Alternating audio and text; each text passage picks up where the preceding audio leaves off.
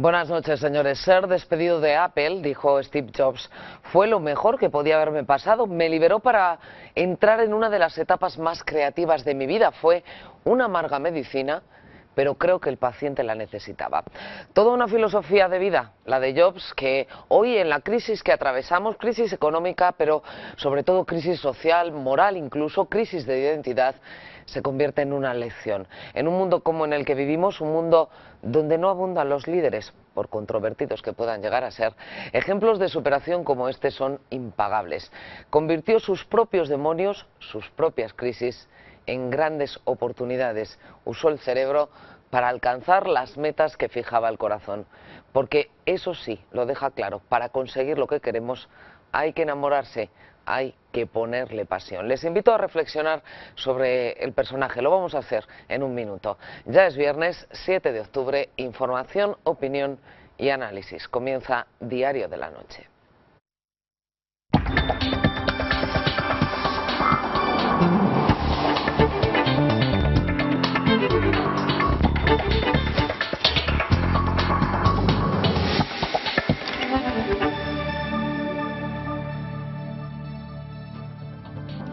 Muere Steve Jobs esta madrugada. Él se ha ido, pero deja el futuro en nuestras manos.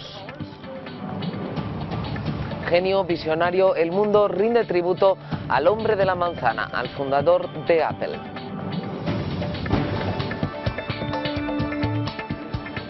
Buscaba una nueva forma de relacionar al hombre con la tecnología sin olvidar la belleza. Dejó también, ya enfermo, una filosofía de vida como legado. Hablamos de la figura de Steve Jobs con Enrique Dans, es profesor de Sistemas de Información en el IE Business School. Analizamos el calado de su discurso con la profesora de Comunicación Empresarial e Institucional de la Universidad Francisco de Vitoria, Carmen Tous. Aquí, en España, el Partido Popular pulsa el on de la maquinaria electoral. En Málaga expone los ejes de su campaña junto a Rajoy. José María Aznar, el expresidente, lanza durísimas críticas a Zapatero por su posición frente a ETA. Derrotar a ETA significa no convertir a Bildu en los hombres de paz del momento, por la sencilla razón de que no lo somos.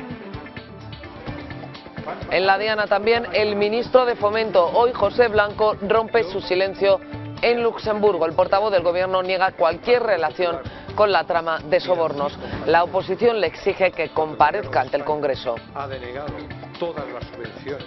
En el terreno de la economía, la dimisión en el seno del Banco Central impide la bajada de tipos de interés, pero habrá barra libre de crédito para los bancos. Lo dice la autoridad monetaria y lo dice Angela Merkel. Analizamos los datos con el presidente de Cepime, Jesús Terciado. Le preguntamos también por la deriva de los acontecimientos en la calle. Primero fueron profesores, ahora son estudiantes y amenazan los médicos y los sindicatos de clase. Con las elecciones a la vuelta de la esquina, sube la temperatura de las reivindicaciones.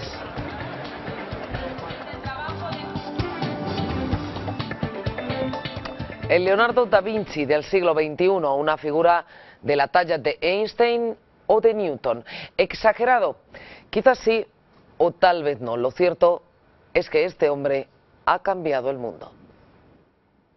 Cambió el mundo a contrarreloj. Sabía que iba a morir, ha muerto joven, muy joven. Sabía que iba a morir y convirtió esa amenaza en la mejor de las oportunidades. Recordar que moriré pronto, dijo hace 6 años en la Universidad de Stanford, constituye la herramienta más importante que he encontrado para ayudarme a tomar las grandes decisiones de mi vida. Toda una lección magistral. Escúchele. Because death is very likely the single best invention of life. It's life's change agent. It clears out the old to make way for the new. Los médicos ganaron algo de tiempo a la muerte, pero al final inexorable ha ganado la batalla. Esta es la casa de Steve Jobs. Vecinos y admiradores dejan flores en su vivienda de Palo Alto, en California. El gran icono y cofundador de Apple ha fallecido acompañado de su familia. Todo el mundo, desde usuarios a políticos o competidores, le ha rendido tributo. Sonido funerario de gaitas frente a la sede de Apple en California. La muerte de Steve Jobs se ha difundido por todo el mundo global que el propio Jobs ayudó a crear. En China, India, Europa o en su Estados Unidos natal se han repetido los homenajes. Para esta estudiante china, la compañía de Jobs no será igual tras su pérdida. En Pekín se ha podido ver el mismo tipo de tributo que en París, Londres o Nueva York, aunque en la Quinta Avenida, frente a la tienda de Apple en Manhattan, el homenaje ha sido tal vez mayor. Obama se ha referido a él como uno de esos visionarios emprendedores norteamericanos. El mundo ha perdido uno de sus más geniales inventores y emprendedores, ha dicho el primer ministro británico Cameron. Paradójicamente, los aparatos diseñados por Jobs han servido para transmitir urbi et orbi la noticia de su muerte. No quería morir, pero sabía que no podía escapar, nadie puede escapar.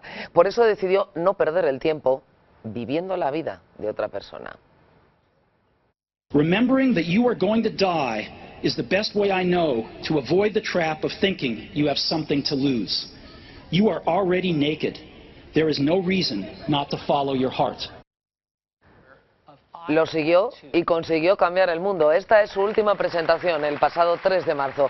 Mostraba orgulloso su nueva invención, el iPad 2. Su obsesión era que la máquina y el hombre lograran relacionarse de forma intuitiva y multitáctil.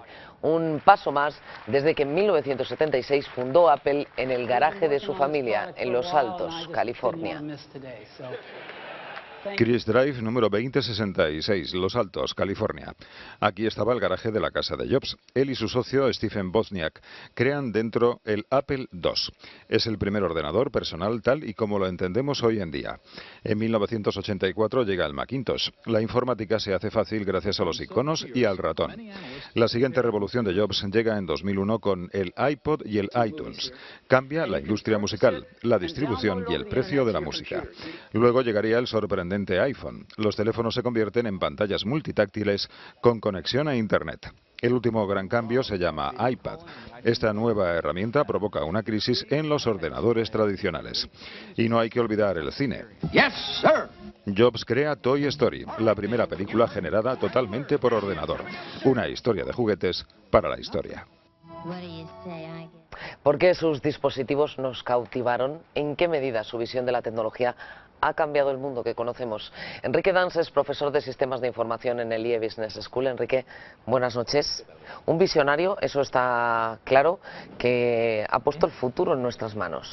Sí, sin duda. O sea, el componente es muy interesante si lo piensas porque no es un inventor, en realidad es un reinventor. Es una persona que se dedicó a repensar conceptos. O sea, desde el primer momento, desde el primer ordenador, ¿no? El primer ordenador que sale al mercado, en realidad es una forma de repensar los ordenadores poniendo en el centro al usuario y diciendo, yo lo que quiero es que este concepto se reinvente para que sea muy usable. O sea, yo no quiero la máquina perfecta, sino quiero la máquina con la que el hombre se pueda relacionar y que además sea agradable a la vista, ¿no? La belleza de sus diseños es algo fundamental en Apple. Está centrado en proporcionar el concepto de experiencia de usuario. O sea, si lo piensas, pues eso, el ordenador no era nuevo, ya había ordenadores, pero él reinventa el ordenador y lo convierte en una máquina que tú te sientes, pues eso, que siempre funciona, que todo conecta, que tal. Pero piensa que luego lo ha ido repitiendo. O sea, cuando lanza el iPod pues es un reproductor MP3 y había un montón de reproductores MP3 en el mercado. Sin embargo, una vez que se lanza